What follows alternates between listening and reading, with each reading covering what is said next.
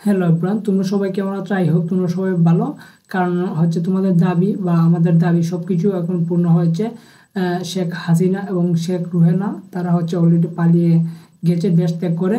So এক্ষেত্রে আমাদের এই যে এইচএসসি পরীক্ষা এবং ষষ্ঠ থেকে নবম শ্রেণী মূল্যায়ন পরীক্ষা চলছে, শিক্ষা প্রতিষ্ঠান কবে খোলা হবে, এইচএসসি পরীক্ষা কবে খোলা হবে, সবকিছু বিস্তারিত প্রশ্ন আজকে পেয়ে যাওয়া।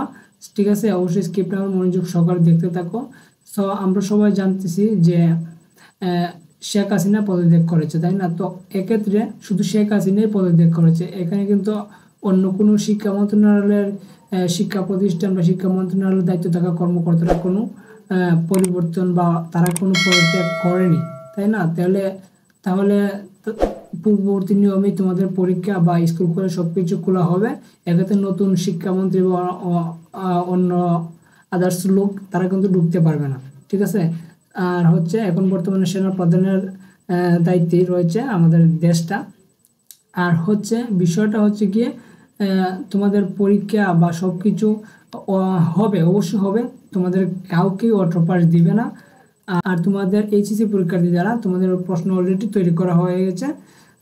অবশ্যই প্রশ্ন আর চেঞ্জ করবে না। আর তোমাদের পরীক্ষাটা হচ্ছে শিক্ষামন্ত্রী সবাই জানে যে তো যে আন্দোলন যেহেতু চলছিল, এক্ষেত্রে তোমাদের পড়ালেখাটা ঠিক মতো হয়নি, তাই না?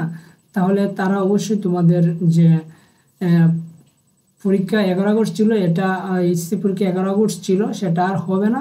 সেটা হবে হচ্ছে কয়েকদিন পরে, তারা পিছিয়ে পরীক্ষাটা নেবে, কারণ তারা সবাই জানে যে এই আন্দোলনের কারণে তোমাদের পড়ালেখা হয়নি। সো এক্ষেত্রে তোমাদের একটা টাইম দিবে। ঠিক আছে, তো অবশ্যই কোনো টেনশন করো না, প্যারা নাই, চিল। সবাই ভালোভাবে পড়াশোনা করবো এখন থেকে। সবার জন্য শুভকামনা। Take care.